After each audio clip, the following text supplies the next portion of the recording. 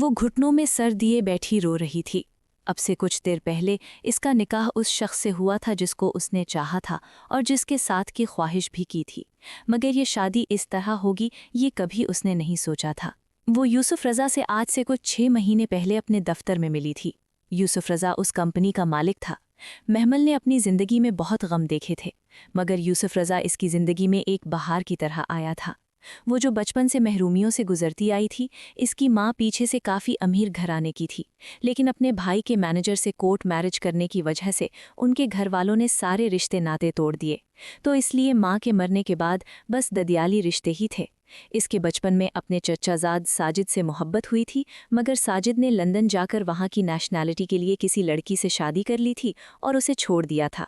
वो जैसे टूट सी गई थी, जिसकी वजह से उसने मर्द ज़ात पे भरोसा करना ही छोड़ दिया। लेकिन यूसुफ रज़ा ने अपनी मोहब्बत से इसके ज़ख्मों को भरा और यहाँ तक कि आज से 1 महीने पहले इसे प्रपोज़ भी किया। मगर अचानक न जाने क्या हुआ कि उसे किडनैप करके उसने ज़बरदस्ती उससे निकाह कर लिया। दरवाज़ा खुलने पर उसने सर उठाकर देखा तो यूसुफ रज़ा अंदर दाखिल हो रहा था और उसकी आंखें शिद्दत ज़ब्त से सुर्ख थीं। वो इधर से उधर चक्कर काटते कभी सोफे पर बैठ जाता और कभी अपना माथा मसलता हुआ विंडो के पास चला जाता। क्यों किया आपने ऐसा? आप तो मोहब्बत के दावेदार थे ना, फिर अपनी ही मोहब्बत के साथ इस तरह क्यों? वो पास आकर आंसू भरी निगाहों से देखते हुए सवाल करने लगी। मेरे कहने पर किया मेरे बेटे ने, यूसुफ की माँ सफीना बेगम ने कड़क लहजे में कहा। क्यों? आप ऐसा क्यों करना चाहती थीं? वो नम लहजे में बोली। ठीक है, तुम इतना फोर्स कर रही हो तो मैं बता ही देती हूँ। तुम मेरी बेटी की जिंदगी को बर्बाद करने वाली थी। कितनी मुश्किल से मैंने उसकी जिंदगी को आबाद किया था, मगर तुम दोबारा से उसकी जिंदगी में जहर घोलोगी, ऐसा मैं होने नहीं दे सकती थी। सफीना बेगम ने उसके बालों से जकड़ते हुए चीख कर कहा तो वो नासमझी से उसे देखने लगी। साजिद को जानती हो ना, वो तुम्हारा कज़न जिसके साथ तुम कुछ दिन पहले शॉपिंग मॉल में थी और तुम उसकी मंगेतर रह चुकी हो। वो साजिद मेरी बेटी का शौहर है, मेरी वो बेटी जो कि मेरी एक पाँव से अपाहिज थी। वो साजिद से बेपनाह मोहब्बत करती थी, अब तुम्हारी वजह से धोखा दे रहा है। वो बोलती जा रही थी और वो बेयकीनी से सुन रही थी, मगर उसने एक लफ्ज़ अपनी सफाई में नहीं बोला था, बल्कि वो तो यूसुफ की जानिब देख रही थी जो कि चुपचाप सर झुकाए खड़ा था। फिर सफीना बेगम के जाने के बाद वो उसके सामने आकर खड़ी हुई। तो आपके ख्याल में मैं ऐसी हूँ? अगर मैं ऐसी होती तो मैं आपका प्रपोजल एक्सेप्ट क्यों करती? रही बात उस दिन शॉपिंग मॉल पर जाने की, तो वो साजिद मुझे ज़बरदस्ती लेकर गया था। मैं तो जाना ही नहीं चाहती थी। मुझे नहीं पता कि मेरे बारे में क्या सोचता है और क्या नहीं, मगर मैं सिर्फ चाचू जान की वजह से उनके साथ गई थी। एक बार मुझसे पूछते तो सही, वो कर्ब से बोली। बस इससे आगे एक लफ्ज़ भी मत बोलना और तुम सफाई मेरे सामने पेश मत करो, क्योंकि मैं तुम्हारी किसी भी बात पर यकीन करने वाला नहीं हूँ।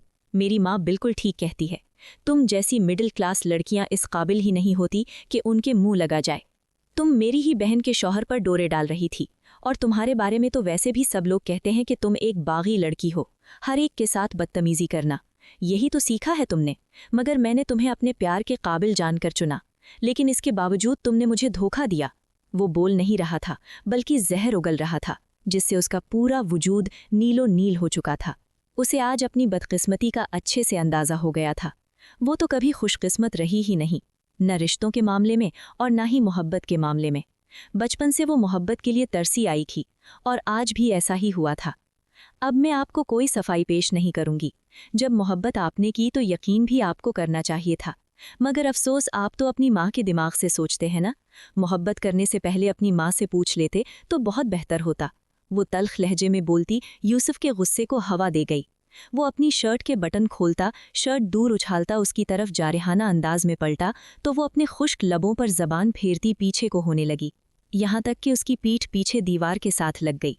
यूसुफ ने उसके लबों को शिद्दत से अपनी दस्तरस में लिया, यहाँ तक कि इतनी जोर से काटा कि तकलीफ से वो बुलबुला ही उठी थी और नाजुक होंठ पर गहरा घाव लग गया था।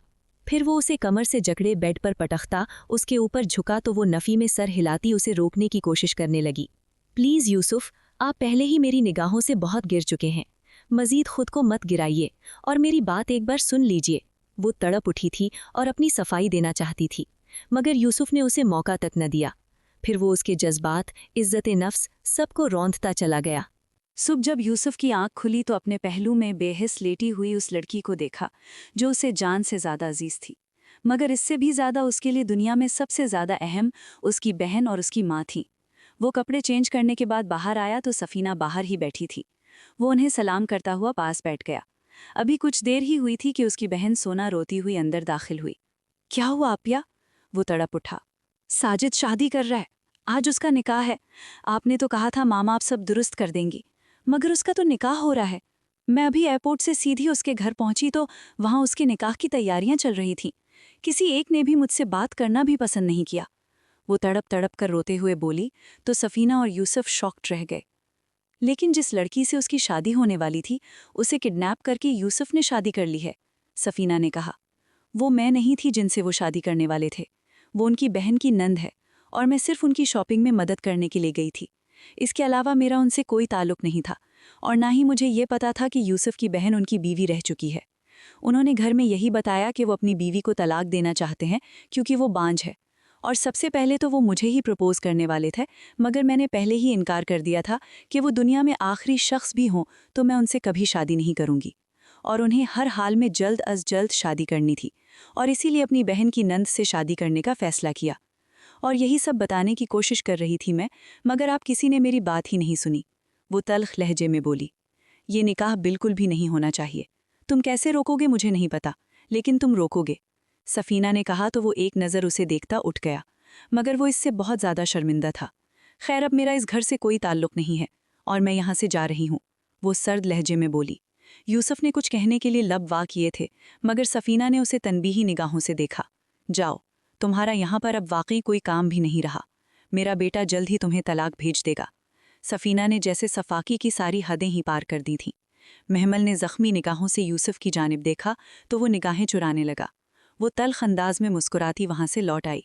वो घर पहुंची तो चाची उसे देखते ही चीखने चिल्लाने लगी। कहाँ से आई है ये पूछें इससे, चाची ने चिल्लाकर पूछा। आपके बेटे के किए की सज़ा भुगत कर आई हूँ।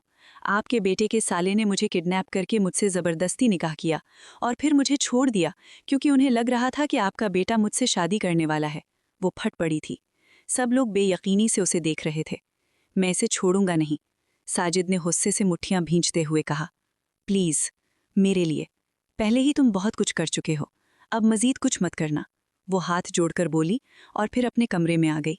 यूसुफ ने साजिद को एक फेक केस में जेल में करवा दिया था और पूरे घर में जैसे कहराम समझ गया था। जाहिद साहब ने जाकर उन लोगों की मिन्नत तरले करके छुड़वाया, मगर यूसुफ ने कुछ शराइत रखी जिनको मानना लाजमी ही था। और जिस दिन साजिद छूटकर जेल से आया उसी दिन उसकी बीवी भी बड़े मान से इधर आ चुकी थी और लाखों के तहाइफ साथ लाकर साजिद की पूरी फैमिली को अपना गुलाम बना लिया था।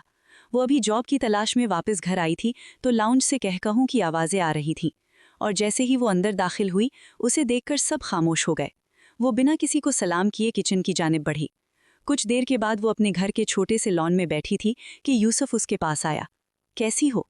यूसुफ के लहजे में बेताबी साफ वाजे हो रही थी। आपको इससे क्या, अपने काम से काम रखिए, वो रूखे अंदाज में बोली। ऑफिस कब से ज्वाइन कर रही हो? वो उसके लहजे को सरासर इग्नोर करते हुए इस तरह बोला जैसे उन दोनों के बीच सब ठीक हो। ये पूछने की हिम्मत रखते हैं आप? हैरत है वैसे, शर्म नहीं आती आपको ये सवाल करते हुए? आपने सोच भी कैसे लिया मैं आप जैसे घटिया इंसान के ऑफिस में काम करूंगी? वो सर्द लहजे में बोली। प्लीज़, मुझे एक मौका दो, मैं सब ठीक कर दूंगा। मैं जानता हूं मैंने बहुत गलत तुम्हारे साथ किया, मगर अनजाने में हो गया। मैं सब दुरुस्त करने की कोशिश करूंगा, वो उसका हाथ थामते हुए बोला। तो वो तंजिया अंदाज में मुस्कुरा भी। आपको लगता है कि आपकी माँ आपको सब ठीक करने देगी? इसके सवाल पर यूसुफ का चेहरा गुस्से से सुर्ख हो गया। तुम मेरी माँ के खिलाफ इस तरह बात नहीं कर सकती, वो नागवारी से बोला। अच्छा, आप कुछ भी करें और मैं ऐसी बात भी नहीं कर सकती।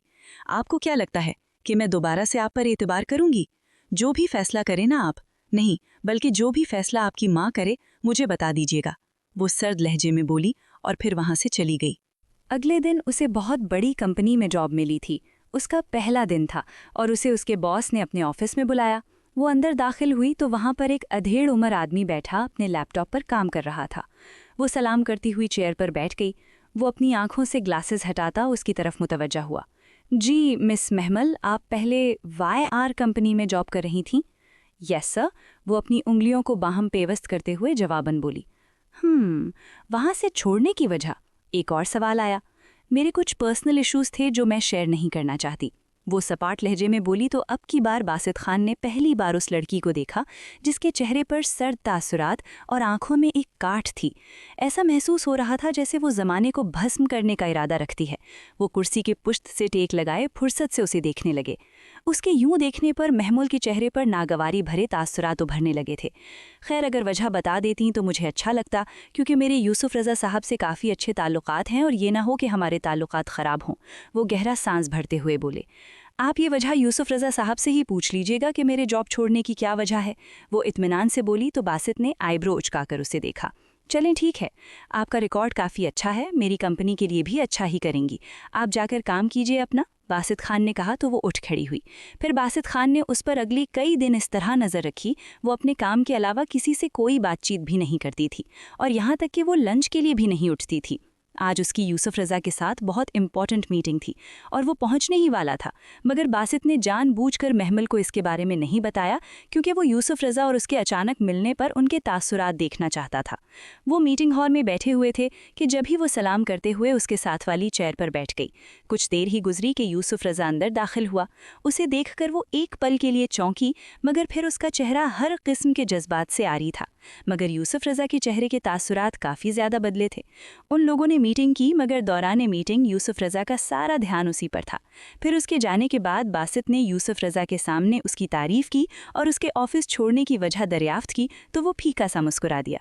बस कुछ गलती मेरी ही थी कि मैं उनकी कदर नहीं कर सका, यूसुफ ने कहा। चलें, ये मेरी किस्मत में लिखी हुई थी और सच कहूँ तो इन 7 दिनों में दिल जीत लिया है उन्होंने मेरा, बासित खान ने कहा तो यूसुफ रज़ा को न जाने क्यों बुरा लगा। फिर बासित खान मुसलसल उसकी तारीफ़ किए जा रहे थे। खैर छोड़ें इन बातों को सर, आपका बेटा कब ज्वाइन कर रहा है ऑफिस? उसने पूछा। बहुत कह रहा हूँ कि ज्वाइन कर लो, मगर उसका कोई ध्यान ही नहीं है इस तरफ। मुकम्मल ध्यान बस मॉडलिंग सिंगिंग पे है। और मैंने इतनी बार कहा है कि भाई फैशन डिज़ाइनर बनने का तुम्हारा क्या फ़ायदा अगर तुमने मेरा ऑफिस ही ज्वाइन नहीं करना। लेकिन नहीं, उसके कान पर जूं भी नहीं रेंगती। बस अल्लाह करे कि उसको हिदायत आ जाए, बासित खान ने कहा तो वो धीमा सा मुस्कुरा दिया। फिर कुछ देर के बाद वो बाहर आया तो महमल को अपने एक कॉलीग के साथ हंसकर बात करते देखकर उसने ज़ोर से मुट्ठियां भींच लीं। फिर घर आकर भी वो मुस्तरिब सा बस इसी बारे में सोच रहा था और उसे बासित साहब भी कुछ अजीब तबीयत के लगे और उसे ऐसा लग रहा था कि जैसे वो महमल में इंटरेस्ट ले रहे हों। क्या बात है, क्या सोच रहे हो? सफीना बेगम ने पूछा। उसने सारी बात बताई तो वो तंजिया अंदाज में हंस पड़ी। तुम उसके काबू में नहीं आए ना, तो अब वो खान इंडस्ट्री को लूटने की प्लानिंग में है। और बासित साहब को मैंने देखा है, वो काफ़ी एज के हैं मगर उन्होंने खुद को बहुत ज़्यादा फिट रखा हुआ है। उनकी माँ शाइस्ता बेगम से मेरी मुलाकात हुई थी ना, तो वो कहती थीं कि मेरे बेटे की तो एक अरसे तक रिश्ते आते रहे थे, मगर उन्होंने अपने बेटे की खातिर कभी शादी नहीं की।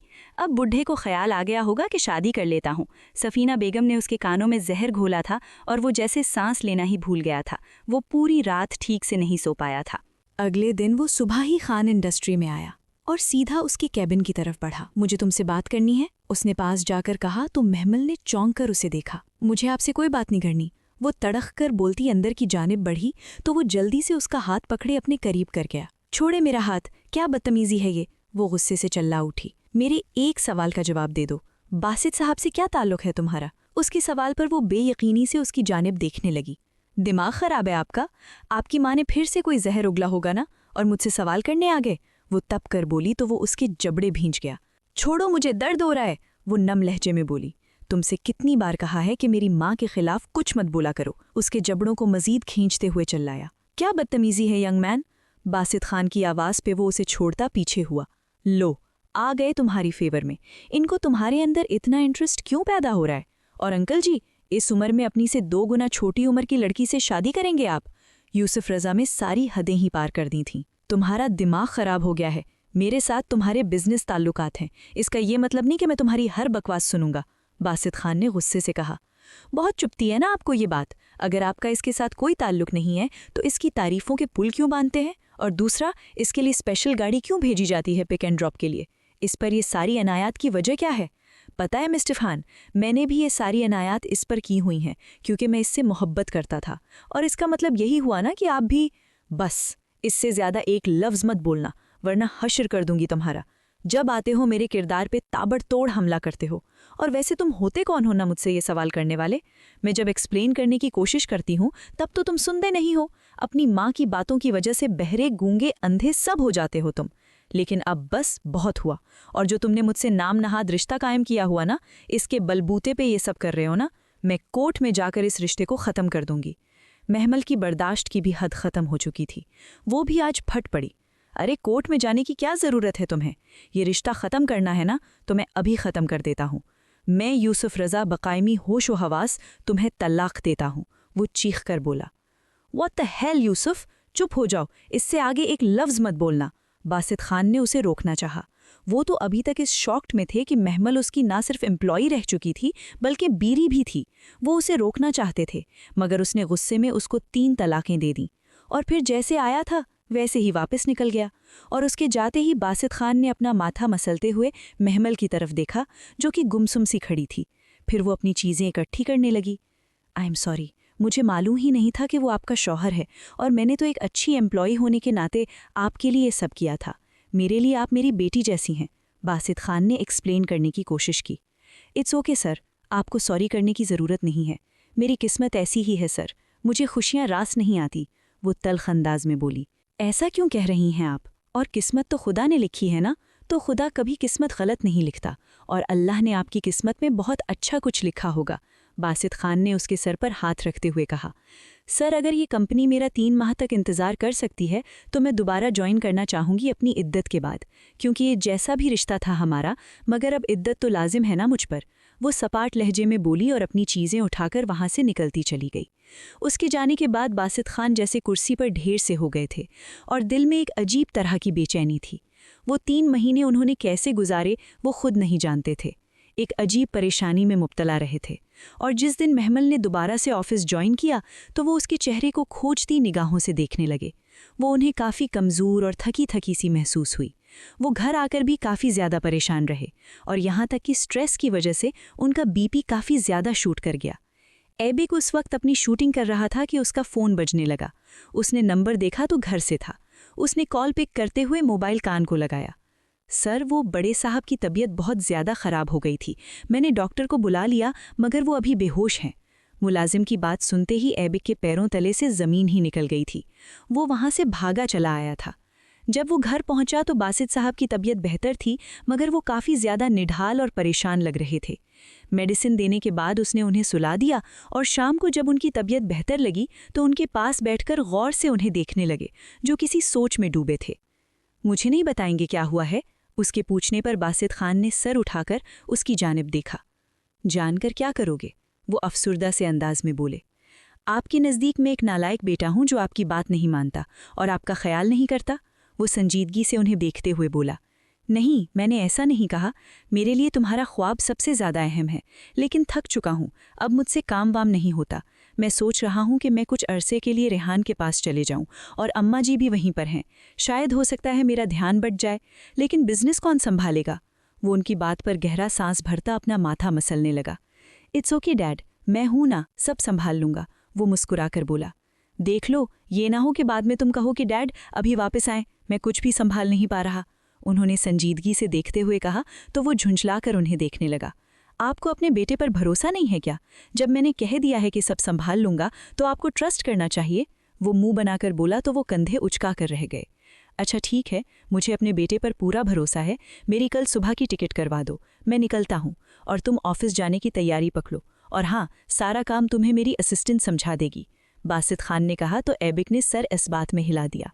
अगले दिन वो जब ऑफिस पहुंचा तो सब लोग उसे देखकर चहमे गोइयां कर रहे थे, और कई लड़कियां तो उसके पास आकर उसे ऑटोग्राफ लेना चाहती थीं, मगर वो सख्ती से उन्हें डांटता हुआ कैबिन की जानिब बढ़ा। कुछ ही देर गुजरी, दरवाज़ा खुला और एक लड़की अंदर दाखिल हुई। वो उसे देखकर चौंक गया। सादा सा हुलिया और चेहरे पे संजीदगी तारी थी। उसे सलाम करते हुए उसे सारी चीज़ें बताने लगी, और वो तो यकटक उसके चेहरे की जानिब ही देख रहा था, जिसने एक बार भी आंखें उठाकर उसे देखा तक नहीं था। वो उसकी ज़िंदगी की पहली लड़की थी जो इससे ज़रा भी मुतासिर नहीं हुई थी। फिर वो खड़ा होकर उसे डिक्टेशन देने लगा, और वो चुपचाप टाइप कर रही थी। फिर वो उठकर बाहर की जानिब बढ़ने लगी तो वो बेख्तियार उसे पुकार गया। मिस महमल, प्लीज़ मेरे लिए 1 कप कॉफ़ी भेज दीजिएगा। उसकी पलटते ही वो फ़ौरन बोला तो वो महज सर हिलाती हुई बाहर निकल गई, और कुछ ही देर के बाद एक मुलाजिम उसकी कॉफ़ी लेकर अंदर दाखिल हुआ। मिस महमल खुद क्यों नहीं कॉफ़ी लेकर आई? उसने पूछा। सर, कॉफ़ी बनाना और सबको सर्व करना मेरी ड्यूटी होती है, तो इसीलिए मैं ही आया, मुलाजिम ने कहा। तो वो उसे जाने का इशारा करता हुआ कुर्सी पर टेक लगाकर बैठ गया। फिर आने वाले 3-4 दिन में वो इतना उस लड़की की तरफ माइल हो चुका था। वजह उसका वो बेनियाज अंदाज था जो उसे सबसे अलग करता था।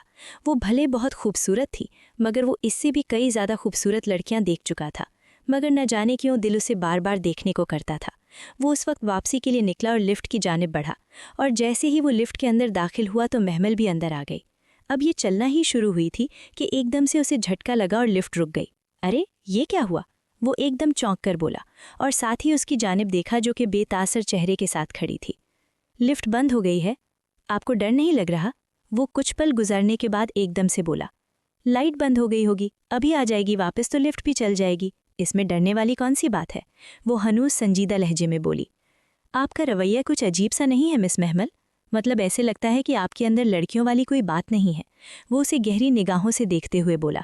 क्यों, लड़कियों के सर पे सींग होते हैं क्या? वो इस बार तल्ख लहजे में बोली। नहीं, ऐसी बात नहीं है, मतलब लड़कियां कॉकरोच, छिपकली या फिर लिफ्ट बंद हो जाए या फिर कुछ और ऐसा वैसा हो जाए तो डरने लगती हैं, मगर आप कुछ अजीब बिहेव करती हैं। अजीब या नॉर्मल? वो उसकी बात को बीच में काटते हुए उसकी आंखों में आंखें डाले बोली, और वो उसकी इन उदास आंखों में जैसे खो सा गया था। न जाने आंखों में क्या सहर था जो उसके दिल तक पहुंचा था। लड़कियां हमेशा एबनॉर्मली बिहेव करती हैं, तो इसीलिए मैंने ये बात कही, और शायद आप नॉर्मल बिहेव करती हैं तो मुझे अजीब लग रहा है। वो सर खुजाकर बोला। वो सर झटक कर रह गई। इसी वक्त लिफ्ट को झटका लगा और लिफ्ट दोबारा से चल पड़ी। फिर वो बाहर आकर रिक्शे का इंतजार करने लगी। ऐबक ने उसके पास जाकर गाड़ी खड़ी की। आइए मैं आपको ड्रॉप कर देता हूँ, वो पास आकर बोला। नहीं, इसकी ज़रूरत नहीं है, मैं खुद ही चली जाऊंगी, वो सर झटक कर बोली। फिर रिक्शा आया और वो उसमें बैठकर वहाँ से निकलती चली गई। ऐबक उसके रवैये पर उलझा सा अपनी गाड़ी की जानिब बढ़ गया। अगले दिन उसने महमल के लिए स्पेशल ड्राइवर को अपॉइंट किया और फिर महमल को अपने ऑफिस में बुलाया। मिस महमल, आइंदा से आपको किसी भी तरह की मुश्किलात का सामना करना नहीं पड़ेगा। मैंने आपके लिए ऑफिस की गाड़ी लगवा दी है जो आपको पिक एंड ड्रॉप देगी, वो बोला।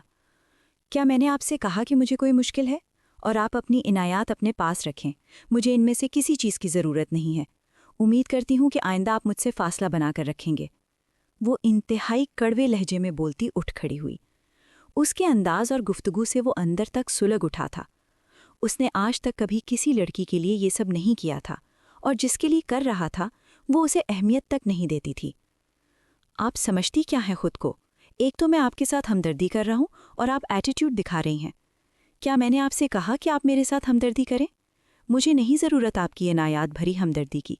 पहले हमदर्दी करके लड़कियों को अपनी तरफ माइल करते हैं, उन्हें अपनी मोहब्बत के जाल में फंसाते हैं, और फिर उन्हीं की ज़िंदगी बर्बाद करते हैं आप जैसे मर्द। उसके लहजे में नफ़रत थी, और वो ये सब महसूस करके जैसे एक पल के लिए सुन सा हो गया, और फिर एहसासे तौहीन से चेहरा भी सुर्ख हो गया। आप कहना क्या चाहती हैं? वो इंतहाई गुस्से से उठते हुए बोला। जो मैंने बोला है वो आपको बहुत अच्छे से समझ आ गया होगा। अपने काम से काम रखिए, सर। वो सर लफ्ज़ पर जोर लगाते हुए बोली, और फिर अपनी फाइल्स वगैरह उठाकर बाहर निकलती चली गई। आइंदा आने वाले दिनों में वो उससे कम ही गुफ्तगू कर रहा था। वो अपने वक्त पर उसे अपनी डिक्टेशन और प्रेजेंटेशन देती और निकल जाती, और ज़िंदगी जैसे चलती ही जा रही थी। उसे यहाँ ऑफिस में आते हुए 1 महीना हो चुका था, और आज बासित खान भी वापस आ चुके थे। वो उनके साथ लाउंज में बैठा बातें कर रहा था। एक बात पूछूं डैड? उसने अचानक से पूछा तो बासित खान ने उसकी जानब देखते सर हिलाया। मिस महमल के साथ कोई प्रॉब्लम है क्या? उसके सवाल पर बासित खान गहरा सांस भरते अपने माथे को मसलने लगे। तुम यकीनन उसके रवैये की वजह से ये सवाल कर रहे हो, मगर इसमें उसका कसूर नहीं है। उस बच्ची ने बहुत ज़्यादा दुख देखे हैं, और कुछ दुख तो ऐसे जो कि मेरे सामने भी हुए। यहाँ तक कि उस बच्ची को अपने बाप की उम्र के शख्स के साथ अफेयर तक का इल्ज़ाम लगाकर उसे तलाक दे दी गई।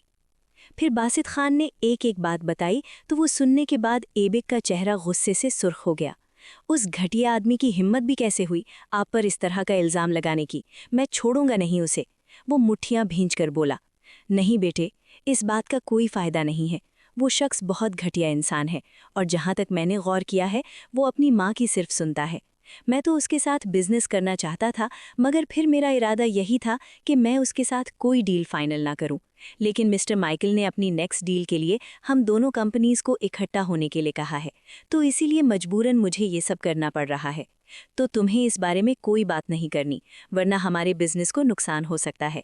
और वैसे भी उस बच्ची के साथ भी मजीद बुरा हो सकता है। मुझे तो सिर्फ उस लड़की पर रह रहकर तरस आ रहा था, लेकिन बहुत बहादुर लड़की है। बासित खान के लहजे में सताइश थी और वो पुरसोच अंदाज में सर हिला गया। अगले दिन बासित साहब खुद ऑफिस जा चुके थे, तो उसका इरादा आज सिर्फ आराम करने का था और वो 11 बजे तक सोया रहा।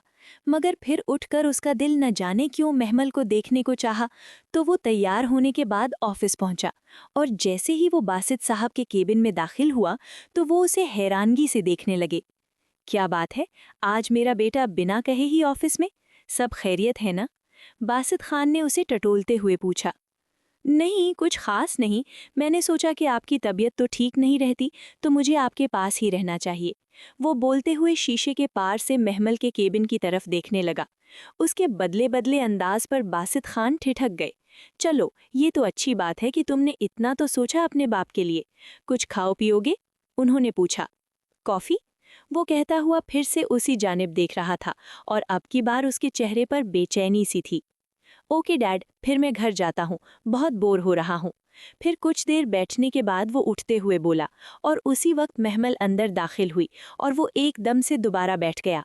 महमल सलाम करती हुई बासित खान को अपनी प्रेजेंटेशन दिखाने लगी और वो दिलचस्पी से महमल को देख रहा था, जबकि बासित खान सिर्फ और सिर्फ अपने बेटे को देख रहे थे। वो भला अपने बेटे की आंखों में छलकती उस खुशी को क्यों ना देख पाते, जो कि महमल को देखते ही उसकी आंखों में साफ साफ दिखाई दे रही थी। फिर महमल वहां से जाने लगी कि एकदम से बासित खान ने उसे पुकारा। महमल बेटे, अगर आपको बुरा ना लगे तो आज रात डिनर मेरी फैमिली के साथ कर सकती हैं आप? बासित खान ने ऐबक की तरफ देखते हुए सवाल महमल से पूछा था। जी सर, ज़रूर, वो अपनी अज़ली संजीदगी से बोली। चलें ठीक है, मैं अपने ड्राइवर को भेज दूंगा। बासित खान ने कहा तो उसने चुपचाप सर इस बात में हिला दिया।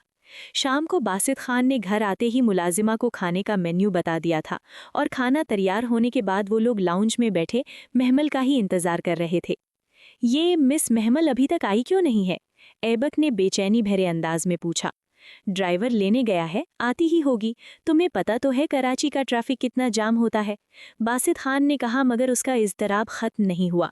फिर कुछ देर के बाद वो अंदर दाखिल हुई तो ऐबक का चेहरा जैसे खिल उठा था। हल्की फुल्की गुफ्तगू में उन लोगों ने डिनर किया। आगे आपने अपनी लाइफ के मुतालिक क्या सोचा? बासित खान ने संजीदगी से सवाल किया। जैसे गुजर रही है वैसे ही गुजारती जाऊंगी, और वैसे भी मैं इसी में खुश हूँ, वो संजीदगी से बोली। शादी नहीं करेंगी दोबारा? मुझसे कौन शादी दोबारा करेगा, एक ऐसी लड़की से जो कि छोड़ दी गई हो, बल्कि बार बार छोड़ दी गई हो। मेरी जब मंगनी टूटी थी ना, तब मेरा रिश्ता जो भी आता था ये बात सुनने के बाद कि मेरी मंगनी टूटी है वो दोबारा नहीं आते थे। अब तो मैं तलाक याफ्ता हूँ, उनकी बात के जवाब में तल्ख अंदाज में बोली। और अगर ऐसा कोई रिश्ता आ जाए तो? बासित खान ने पूछा, तो वो हैरानगी से उन्हें देखने लगी। मैंने इस बारे में नहीं सोचा, और शायद मैं सोचना नहीं चाहती कि मुझे अपनी किस्मत के बारे में अच्छी तरह से मालूम है, वो जख्मी मुस्कुराहट से बोली तो बासित खान ने संजीदगी से देखते हुए उसके सर पर हाथ रखा। क्या आप मेरे बेटे से शादी करेंगी? उनके सवाल पर बेयकीनी से एक दूसरे को देखा। ये आप क्या कह रहे हैं सर? क्या आप नहीं जानते कि मैं तलाक याफ्ता हूँ, या फिर आपका बेटा नहीं जानता? मुझ में ऐसा क्या है कि आप अपने बेटे से शादी करवाना चाहते हैं मेरी? वो इंतहाई कड़वे लहजे में बोली। आपके अंदर वो सारी खूबियां हैं जो मैं अपनी बहू के लिए देखता आया हूँ। वो सब खूबियां जो कि एक लड़की में होनी चाहिए, वो आप में मौजूद हैं। मैं अच्छी तरह से जानता हूँ कि मेरे इस टूटे बिखरे घर को आप समेटेंगी। मेरी वाइफ मुझे बहुत पहले छोड़कर जा चुकी थी, और उसके बाद मैंने कभी भी दूसरी शादी के बारे में नहीं सोचा, क्योंकि मैं अपने बेटे पे किसी सौतेली माँ को मुसल्लत नहीं करना चाहता था। लेकिन मेरी हमेशा यही ख्वाहिश रही कि मेरे घर में एक ऐसी औरत आए जो कि इस घर को घर समझे, और वो मेरी बहू के रूप में आए। और जब मैंने आपसे पहली मुलाकात की तो मुझे बहुत अच्छी लगी। मैंने बहुत गौर से देखा, मैंने इस बारे में सोचा, मेरा यही इरादा था तब बात करने का। लेकिन मुझे तब पता चला कि आप शादीशुदा हैं, वो भी उस दिन जब आपके शौहर ने आपको तलाक दी। मैं बहुत ज़्यादा टेंशन में रहा कि मेरी वजह से आपका घर खराब हुआ, लेकिन फिर मैंने तहकीक की तो मुझे इतना मालूम हुआ कि यूसुफ बहुत अजीब नेचर का शख्स है। उसकी माँ अपने से आगे किसी को कुछ नहीं समझती और अपने बेटे को पूरी तरह उसने अपनी मुट्ठी में कैद कर रखा है। ठीक है, माँ का हक होता है बेटे पर, लेकिन इस हद तक बेटे का चले जाना कि सिर्फ माँ के कहने पे हर हद सी गुजर जाना, ये तो ठीक बात नहीं है ना। मगर मैंने फिर भी आपका हौसला देखा और मेरा इरादा मजबूत बनता चला गया और मैंने सोचा कि मैं कुछ अरसे के लिए ऑफिस से छुट्टी लेकर कहीं जाता हूँ और मेरा बेटा भी आपके मुतालिक वही सोचे जो मैं सोच रहा हूँ। और वही हुआ। मैं अच्छे से जानता हूँ कि मेरा बेटा भी ऐसी ही लड़की चाहता है जो इस घर को समेट सके। मैं अपने बेटे की तरफ से आपको बोल रहा हूँ। बासित खान ने तफसील से जवाब देते हुए कहा तो वो मुतज़ब्ज़ब अंदाज में ऐबक को देखने लगी, जो कि अब मुतमईन सा बैठा था। मुझे सोचने के लिए कुछ वक्त चाहिए। जी जी बिल्कुल, आप जितना चाहें वक्त लीजिए और आप पर कोई जोर ज़बरदस्ती नहीं है। अगर दिल न बोले तो मुझे बता दीजिएगा, मैं बिल्कुल भी माइंड नहीं करूँगा। बासित खान ने मुस्कुराते हुए कहा तो वो सर इस बात में हिलाती हुई उठ खड़ी हुई। फिर ऐबक के साथ वो घर के लिए निकल आई। पूरा रास्ता खामोशी से कटा था। वो जैसे ही गाड़ी से निकलने लगी, एकदम से ऐबक ने उसे पुकारा। मैं नहीं जानता कि मैं मोहब्बत करता हूँ आपसे कि नहीं, लेकिन मुझे आप अच्छी लगी और शायद इसकी वजह यही है कि बचपन से ही बाबा ने मेरे अंदर जो मेरी बीवी का खाका बनाया, उस पर आप पूरा उतरती हैं। मैं अपने बाबा से बहुत मोहब्बत करता हूँ और उनके लिए मैं कुछ भी कर सकता हूँ। वो बोला तो उसने चौंक कर उसे देखा और फिर चुपचाप बाहर निकल गई। वो घर दाखिल हुई तो अंदर से आती आवाज़ें सुनकर ठिठक गई। मैंने एक लड़का देखा है, उसके साथ उसका कुछ अरसे के लिए निकाह करवा दें और हलाला हो जाएगा तो मैं उससे शादी करूंगा। यूसुफ की आवाज़ पर जैसे उसका दिल थम सा गया था। हाँ हाँ बेटे, ठीक है, जैसे आप चाहें, उसके चचा की आवाज़ सुनाई थी। वो अज़ल के पैसे के भूखे इस बात के लिए भी मान गए थे, ये जानते हुए भी कि ये हराम है। वो अंदर दाखिल हुई तो यूसुफ तेज़ी से उसके पास आया। मुझे तुमसे ज़रूरी बात करनी है। मैं अच्छी तरह से जानती हूँ आपने क्या बात करनी है, यही ना कि मुझे हलाला कर लेना चाहिए। मैं इसके लिए तैयार हूँ और लड़का वो होगा जिसे मैं चुनूंगी। वो इत्मीनान से बोली। कौन है वो लड़का? क्या वो एक रात गुजारने के बाद तुम्हें तलाक दे देगा? और उसे कहना उसे जितने मर्जी पैसे चाहिए मैं देने के लिए तैयार हूँ। यूसुफ ने बेचैनी से पूछा।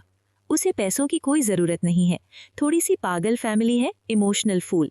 खान इंडस्ट्री के मालिक मिस्टर बासित खान अपने बेटे की शादी मुझसे करना चाहते हैं, है ना हैरत की बात? वो इत्मीनान भरे अंदाज में बोलती जा रही थी। नहीं, ये मुमकिन नहीं है, वो लोग तलाक नहीं देंगे। वो हड़बड़ा कर बोला। मैं जानती हूँ कि वो ऐसा ही करेंगे, लेकिन मुझे तलाक लेनी आती है, फिक्र मत कीजिए। मैं उन्हें इतना जलील करूंगी कि वो खुद ब खुद मुझे तलाक देंगे। वो कहता है कि अपने बाबा से बहुत मोहब्बत करता है और मैं उसके बाबा को ही इस्तेमाल करूंगी। वो मुस्कुराते हुए बोली तो यूसुफ का चेहरा खिल उठा था। फिर वो इत्मीनान से कमरे में आई और बासित खान को अपना फैसला सुना दिया। खान हाउस में बरसों के बाद खुशियों के शहनाए बजने वाले थे। बासित खान के कहने पर अम्मा जी और उनके छोटे भाई रेहान अपनी फैमिली समेत पाकिस्तान पहुंच चुके थे। इस वक्त खान हाउस के लाउंज में ईद का समा था। लड़की कौन है और कैसी है, मुझे तो बताओ अम्मा जान, ने बासित खान से मुख्तसर तारुफ करवाया, मगर बहुत सी बातें वो छुपा गए थे। आज खान हाउस में निकाह का फंक्शन रखा गया था और सब बड़े बड़े बिजनेसमैन वहां पर इनवाइटेड थे। कुछ देर में वो गोल्डन और मरून कलर के शरारे में मलबूस स्टेज पर लाई गई और ऐबक और उसका निकाह हो चुका था। मैं सोच रहा हूं कि ये रुखसती आज हो जानी चाहिए, बासित खान ने अचानक कहा कि सब लोग एक दूसरे को देखने लगे। अरे हमारे इकलौते बच्चे की शादी है और इस तरह फीकी सी? अम्मा जी ने खफगी भरे अंदाज में कहा। अरे हम वलीमा रखेंगे ना, धूमधाम से करेंगे ना, वो इत्मीनान से बोले। और फिर सब चुपचाप मान गए। वो अभी तक इस्तराब का शिकार थी। वो जानती थी कि ये शादी होगी, मगर इस तरह अचानक वो दुल्हन बनकर ऐबक के कमरे में पहुंचा दी जाएगी, इस बात का तो उसने सोचा ही नहीं था। कुछ देर के बाद उठकर उसने अपने जेवरात उतार कर रखे और कपड़े चेंज करने वॉशरूम में घुस गई। वो चेंज करके आई तो ऐबक सोफे पे बैठा था और उसके हाथ में मोबाइल था। वो जैसे ही पास आई तो उसने अपनी सुर्ख अंगारा आंखें उस पर गाढ़ीं और फिर मोबाइल का रुख उसकी तरफ किया तो वहां यूसुफ का मैसेज दिख रहा था। क्या है ये? वो उसके बाजू से जकड़कर धाड़ा तो एक पल के लिए महमल का दिल जैसे उछलकर हलक में आ गया। मैं आपको एक्सप्लेन करती हूँ, वो आहिस्ता से बोली। इसके बाद भी तुम मुझे एक्सप्लेन करोगी तो तुम्हें लगता है मैं तुम्हारी बात मानूंगा? वो उसे दीवार से चिपकाते हुए चबा चबा कर बोला। नफरत है मुझे तुमसे। मैंने तुम्हें कहा था कि मेरे बाबा से अहम मेरे लिए कोई नहीं है दुनिया में। उन्हें दुख जो देगा उसे मैं छोड़ूंगा नहीं। वो उसके जबड़े दबोचे चबा चबा कर बोला। हाँ, मैंने की उससे बात, मगर मेरी बात का मकसद वो हरगिज़ नहीं है और ना ही मैं अपना थूका हुआ चाटती हूँ। मैं सिर्फ उस शख्स को धोखा देने के लिए ये सब कर रही थी, क्योंकि मैं आपकी ज़िंदगी में हलाला की नीयत से नहीं आई। मैं अच्छे से जानती हूँ ये काम कितना घटिया है। जानबूझकर हलाला की नीयत से निकाह करना जिना के ज़ुमरे में आता है। इस शख्स ने हमेशा मुझे तकलीफ़ दी, मेरे एतबार को तोड़ा, और मैं भी उसका वही एतबार तोड़ना चाहती थी।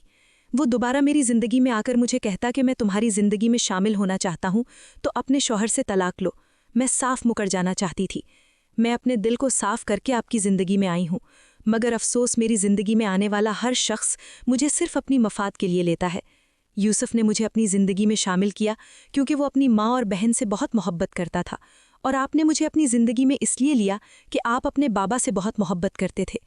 मैं अगर उस वक्त अपने लिए कुछ सोचूं कि जिससे मेरी रूह पर लगे हुए ज़ख्मों को तस्कीन मिले, तो मैं गलत क्यों बना दी जाती हूँ।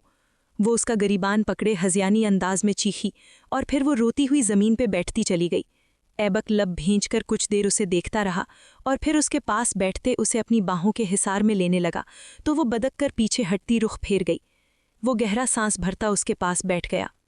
ठीक है, मैं मानता हूँ कि मैंने वो अल्फाज कहे कि मैं अपने बाबा के लिए कर रहा हूँ, मगर मेरे बाबा ने मेरी ज़िंदगी में मेरी होने वाली बीवी का खाका तुम्हारे जैसा बनाया है, तो तुम एक तरह से उनकी पसंद के साथ साथ मेरी भी पसंद हो। और तुम्हें अगर ये लग रहा है कि मैं यूसुफ जैसा हूँ तो ये गलत है। मैं यूसुफ की तरह फ़ैसले नहीं करता, और ना ही मेरे बाबा यूसुफ की माँ जैसे हैं जो मुझ पर अपने फ़ैसले थोपेंगे। मेरे बाबा जहाँ गलत होंगे वहाँ मैं तुम्हारा साथ कभी नहीं छोड़ूंगा, बल्कि तुम्हारी ढाल बनकर खड़ा रहूँगा। और ये बात मेरे बाबा ने ही सिखाई है मुझे। मैं तुमसे झूठ नहीं बोलूँगा। मैं अपने रिश्तों में सबसे ज़्यादा मोहब्बत अपने बाबा से करता हूँ, और तुमसे मोहब्बत करने की वजह वो है। लेकिन तुमसे मोहब्बत है मुझे, ये बात तो झूठ नहीं है ना। वो उसका हाथ थामे अपने अज़ली नर्म अंदाज में बोलता जा रहा था। मुझे आपसे कोई बात नहीं करनी और ना ही आपकी किसी बात पर यकीन करना है। वो अपना हाथ उसके हाथ से आज़ाद करते हुए उठकर बेड की जानिब बढ़ गई। अगली सुबह वो जब उठे और नाश्ते की टेबल पर सब बैठे गपशप लगा रहे थे कि जब ही यूसुफ अंदर दाखिल हुआ और लाउंज में रखे हुए सोफे पर इत्मीनान से बैठ गया। ऐबक ने लब भींचकर उसे देखा। क्या करने आए हो तुम यहाँ? जाओ यहाँ से, ऐबक ने कहा। अपनी बीवी को वापस लेने आया हूँ, उसका हलाला कंप्लीट हो चुका है। ये रहे तलाक के पेपर, साइन करो इस पे और वो मेरे साथ जाएगी। यूसुफ ने अखड़े हुए अंदाज में कहा तो बाकी सब ने बेयकीनी से बासित खान और ऐबक को देखा। बकवास बंद करो और जाओ यहाँ से, कोई तलाक नहीं होगी। बासित खान ने आगे बढ़ते हुए गुस्से से कहा। महमल, माय स्वीट हार्ट, इस बुढ़े को बोलो कि अपने काम से काम रखे, और इन जैसे चीप किस्म के लोगों से मैं बात नहीं करता। यूसुफ ने बदतमीजी की इंतहा ही कर दी थी। महमल आगे बढ़ी और उसके हाथ से तलाक के पेपर्स पकड़कर उन्हें एक नज़र देखा और फिर उनके टुकड़े टुकड़े करते हवा में उछालते एक जोरदार थप्पड़ यूसुफ के चेहरे पर दे मारा। मैं कभी भी तलाक नहीं लूंगी, और ये थप्पड़ मेरे बाबा के बारे में इतना गलत बोलने के लिए। तुम्हें क्या लगा यूसुफ कि मैं दोबारा से तुम्हारे हाथ का खिलौना बनूंगी? बस तुम खेल चुके जितना खेलना था। ये वो शख्स है जिसने मुझे पूरे मान के साथ अपनाया है, और ये हैं इनके बाबा जिन्होंने मुझे अपने लाइक फाइक सुपरस्टार बेटे के लिए चुनकर मुझे मोतबर कर दिया। वरना तो मुझे अपना आप हकीर कीड़े मकौड़े की तरह लगता था जिसको कोई भी आकर रौंद देता था। लेकिन आज मैं इनकी वजह से खुद को खूब कीमती महसूस कर रही हूँ, और तुम्हें लगता है कि इन जैसे लोगों को छोड़कर तुम्हारी जैसे घटिया आदमी के साथ जाऊंगी? वो उसकी आंखों में आंखें डालकर खुद एतमादी से बोल रही थी। वो फटी फटी नज़रों से उसे देख रहा था। अब तुम यहाँ से निकलोगे या मैं अपने गार्ड्स को बुलवाकर यहाँ से तुम्हें धक्के मारकर निकालूं? बासित खान ने कहा तो वो लब भींच कर उठा। आपका बेटा इसकी सज़ा ज़रूर भुगतेगा, और मैं ये तलाक तो हर हाल में करवाऊंगा। वो सर्द लहजे में बोला और फिर एक झटके से वहाँ से निकलता चला गया। ये सब क्या है और तुम लोगों ने इतनी बड़ी बात मुझसे छुपाई? अम्मा जी ने गरज कर कहा। मैंने ये बात इसीलिए आपसे छुपाई क्योंकि आप ये सब सुनने के बाद कभी भी ये रिश्ता नहीं होने देती। बासित खान ने इत्मीनान भरे अंदाज में कहा तो अम्मा जी उन्हें घूर कर देखने लगी। सही कहा तुमने, मैं कभी भी ये रिश्ता नहीं होने देती, और मैं अब भी इस बच्ची को इस घर का फ़र्द कभी तस्लीम नहीं करूंगी। अम्मा जी ने गुस्से से कहा और फिर अपनी लाठी टेकती उठकर अंदर की जानिब बढ़ गई। आई एम सॉरी बेटे, अम्मा जी इस वक्त गुस्से में हैं इसलिए इस तरह बोल गई। इट्स ओके, मैंने बिल्कुल भी माइंड नहीं किया, और मुझे तो इससे बड़ी बड़ी बातें सुनने की आदत है। ये तो फिर मामूली सी बात है।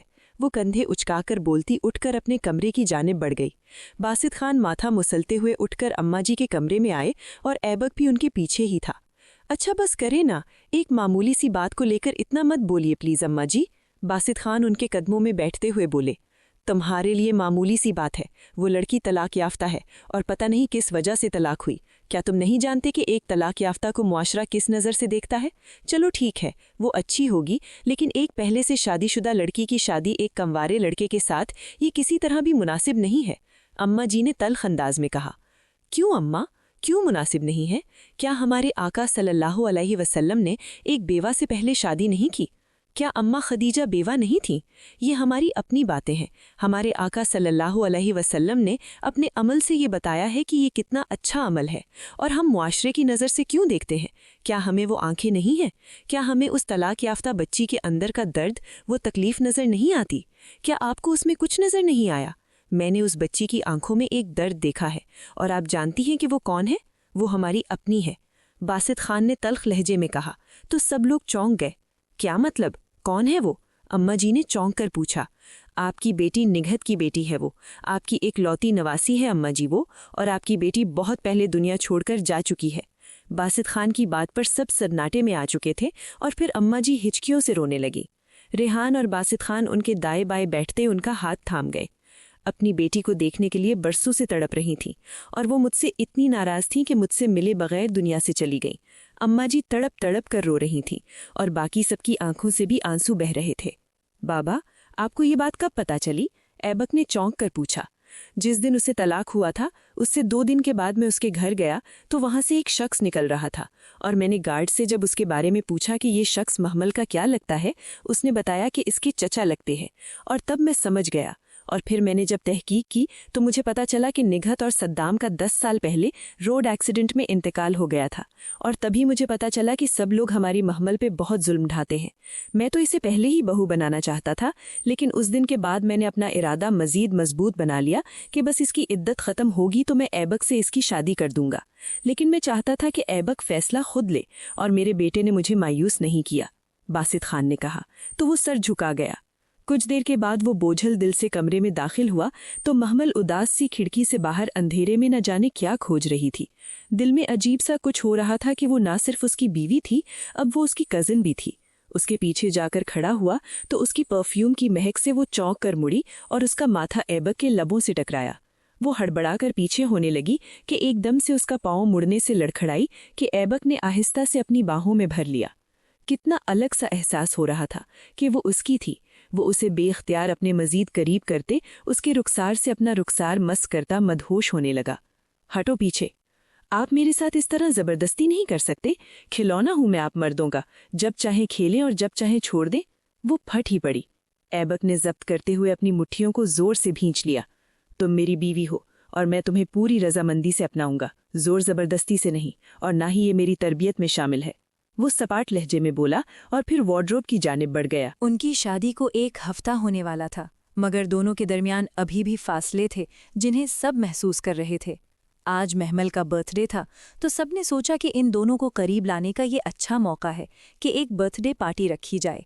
उन्होंने ऐबक से बात की तो उसने सरप्राइज पार्टी के लिए सारी थीम उन्हें समझाई।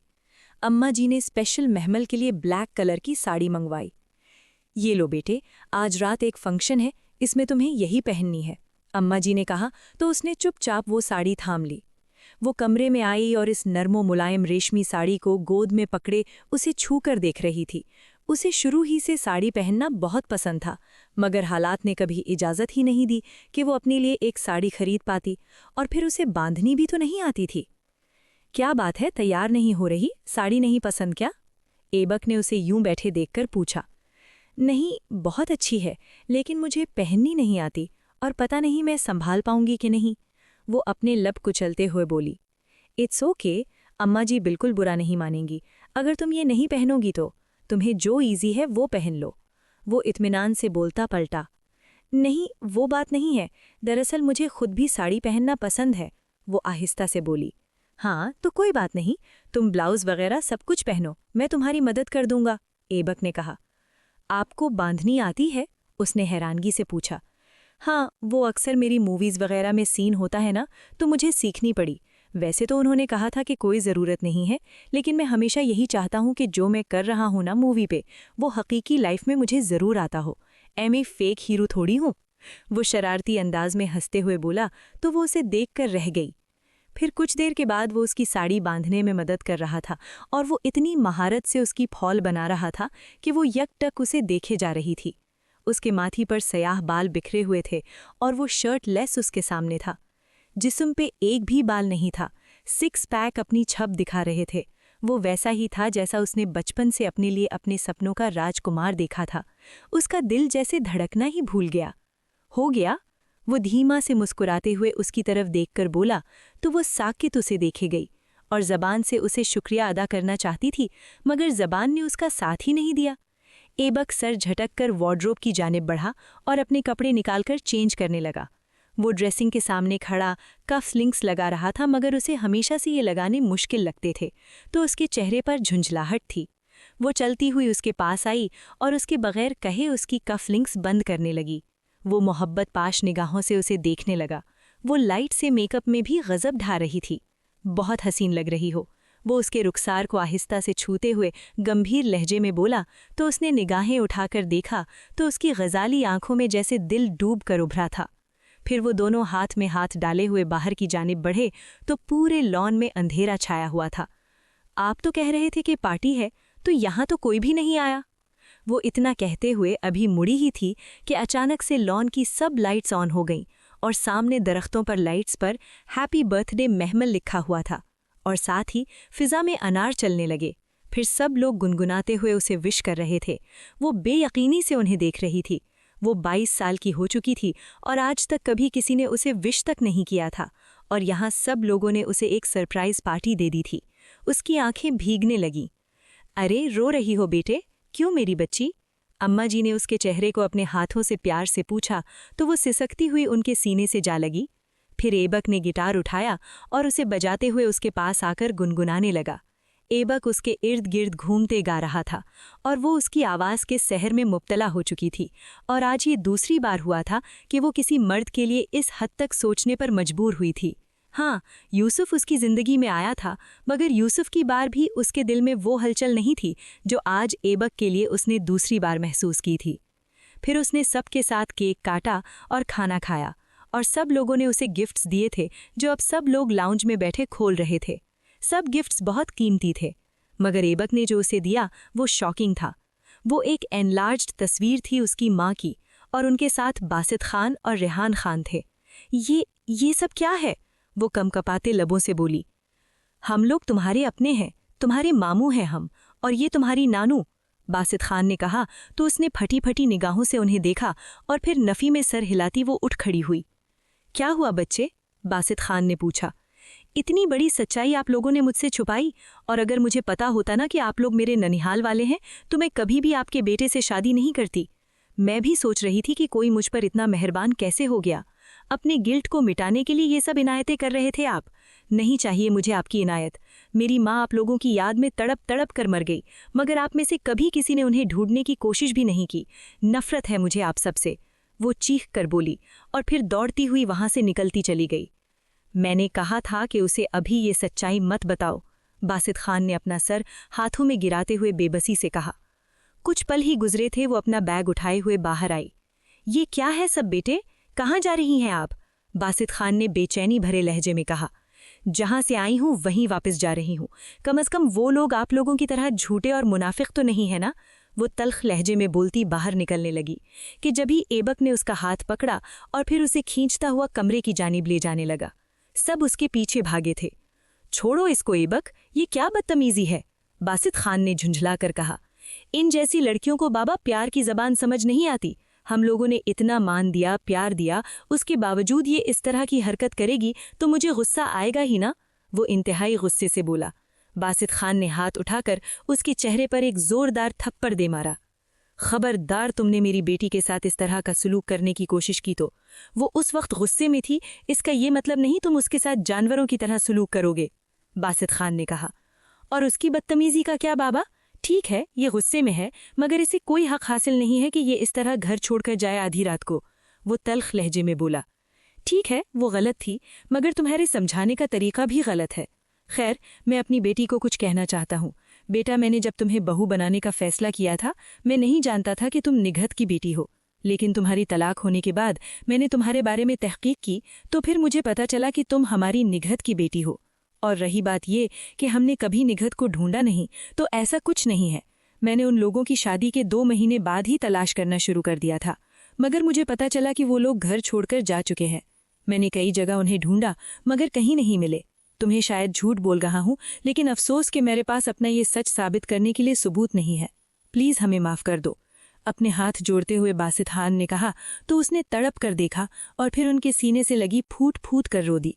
सबने उससे बड़ी शफकत का मामला किया था और बारी बारी माफ़ी भी मांगी।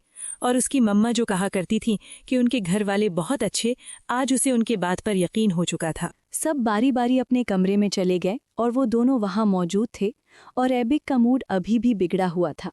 वो फ्रेश होकर सोफे पे जाकर लेट गया, वो भी सर झटक कर सोने की कोशिश करने लगी। मज़ीद 1 हफ्ता गुजर चुका था और उन दोनों के दरमियान अभी भी काफ़ी फासले थे। वो आज डिनर के लिए बाहर आए थे और जब ही वहाँ पे यूसुफ टकरा गया। उसकी हालत किसी मजनू के जैसी थी। वो अपनी माँ के साथ वहाँ आया था। उसे देखते ही वो बेताबी से उसकी जानिब बढ़ा। प्लीज़ इसे मुझे दे दो, तुम मुझसे सारी दौलत ले लो, लेकिन मेरी मोहब्बत मुझे दे दो। वो एबिक के सामने 2 जानू होकर बैठे रो रहा था और इर्द गिर्द के लोग तमाशा देख रहे थे और कुछ लोग वीडियोस बना रहे थे। फिर उसकी माँ ज़बरदस्ती उसे लेकर चली गई। एबिक लब भींचकर डिनर करने लगा। पूरा रास्ता खामोशी से कटा था, लेकिन कमरे में आते ही वो उसके पास आई, जो कि कब से सिगरेट पे सिगरेट फूंके जा रहा था। आई एम सॉरी, ये सब मेरी गलतियां हैं जो आपको इतना कुछ भुगतना पड़ रहा, वो नम लहजे में बोली। तो एबिक ने सिगरेट मसलते उसके मुकाबिल आकर उसकी आंखों में झांका और फिर आहिस्ता से उसकी पलकों पे फूंक मारी तो वो घबराकर आंखें मींच गई। वैसे तुम अगर चाहो तो अपनी गलतियों का कफ़ारा अदा कर सकती हो, वो मानी खेज अंदाज में बोला। वो कैसे? जो हमारे ख्वाब हैं उन्हें समेटने में मदद करते हुए मेरे संग मेरा हाथ थाम कर चलो। वो अपनी कुशादा हथेली उसके सामने फैलाते हुए बोला। मेरे कोई ख्वाब नहीं है, वो निगाहें चुरा कर बोली। तुम्हारे कोई ख्वाब नहीं है, या फिर तुम ख्वाब देखना चाहती नहीं हो क्योंकि तुम्हें डर है कि तुम्हारी ज़िंदगी में फिर से धोखा ना हो जाए। लेकिन मेरा भरोसा करो, मैं कभी भी तुम्हें तन्हा नहीं छोड़ूंगा। मेरा सिर्फ एक ख्वाब है, मेरे घर को जन्नत बनाने का। तुम इस घर को जन्नत बनाओ, मैं तुम्हारे ख्वाबों को पूरा करते हुए तुम्हारी हर अधूरी ख्वाहिश को पूरी करूंगा। पता है, जहाँ तक मुझे लगता है हम दोनों का सिर्फ एक ही ख्वाब है, एक मुकम्मल घर। हम एक मुकम्मल घर बनाएंगे तो मुझे लगता है कि हम सब कुछ पालेंगे। बोलो, क्या तुम मेरे साथ हमारे ख्वाबों को समेटने में मदद करोगी? इसकी हथेली अभी तक फैली हुई थी। महमल ने कुछ देर सोचा और फिर अपना कांपता हुआ मोमी हाथ इसके मजबूत हाथ में थमा दिया और एबिक ने हल्का सा दबाते उसे छोड़ दिया। इन दोनों की दोस्ती का आगाज हो चुका था। 1 महीने के अंदर ही उसने घर को घर बना दिया था। पूरे खानविला में हर सू खुशियां महक रही थीं। आज इन दोनों को बासित खान ने हनीमून के लिए स्कर्दू जाने को कहा था और कल सुबह की फ़्लाइट से वो लोग वहां पहुंचे और एक आलीशान होटल में इनका स्वीट होम बुक था। वो दोनों रिफ्रेश होने के बाद बाहर आए तो वहां पर बैठे यूसुफ को देखकर ठिठक गए। वो किसी लड़की के साथ था और वहीं से उन्हें मालूम हुआ कि वो लोग भी हनीमून के लिए आए हैं और उनकी 7 दिन पहले शादी हुई है। मगर उसकी हालत अभी भी ठीक नहीं थी, लेकिन उसकी शादी का सुनकर दोनों को सुकून मिला था। चलो अच्छा है, कम से कम अब मेरी जान को सुकून आ गया कि ये हमारे रास्ते में नहीं आएगा, वो मुंह बनाकर बोली। अगर ये ऐसी कोशिश भी करेगा तो मैं हूं ना इसे सीधा करने के लिए, वो धीमा सा मुस्कुराकर बोला। फिर वहां पर उन लोगों ने कपल डांस किया। यूसुफ की निगाहें उन्हीं पर थीं। वो काफ़ी ज़्यादा मुस्तरिब था। वो एबिक के गले में बाहें डालकर उसके करीब हुई तो एबिक ने चौंक कर उसे देखा। फिर वो मज़ीद उसे खुद के करीब करता, उसकी गर्दन पर लब रखते हुए उसमें खो सा गया था। और यही हालत महमल की भी थी। उसे भी इर्द गिर्द का कोई होश नहीं था। वो उस शख्स की बाहों में थी जिसे उसने अपनी दिल की मसनद पर किसी बादशाह की तरह बिठा लिया था। इस 1 महीने में कई बार उसका दिल चाहा कि वो एबिक से अपनी मोहब्बत का इजहार करे, मगर एक झिझक थी जो इन दोनों के बीच हाइल थी। जबकि एबिक उससे कई बार मोहब्बत का इजहार कर चुका था, लेकिन उसने अभी तक उसे छुआ तक नहीं था। वो उसकी दुनिया का पहला शख्स था जो मोहब्बत से ज़्यादा इज्जत और मान का ख्याल रखता था, और औरत यही तो चाहती है। फिर कुछ देर के बाद वो अपने रूम में आए और एबिक कपड़े चेंज करने के बाद सोफे पे जाकर लेट गया। कुछ देर गुजरी और महमल वॉशरूम से बाहर निकली तो वो नेट की बारीक नाइटी में मलबूस थी। वो उसे मबहूत सा देखता उठकर उसकी तरफ बढ़ा तो वो पास आकर उंगलियां चटकाते कुछ बोलने की कोशिश कर रही थी, मगर उसके अल्फाज उसका साथ ही नहीं दे रहे थे। फिर वो अपने दोनों हाथ उसके कंधों पर रखती पंजों के बल थोड़ा सा ऊपर हुई और अपने लब उसके रुखसार पर रखते बिना कुछ बोले बहुत कुछ बोल गई थी। एबिक ने अपना निचला लब दांतों तले दबाते अपनी मुस्कुराहट जब्त की, वरना तो दिल चाह रहा था कि भंगड़े डाले।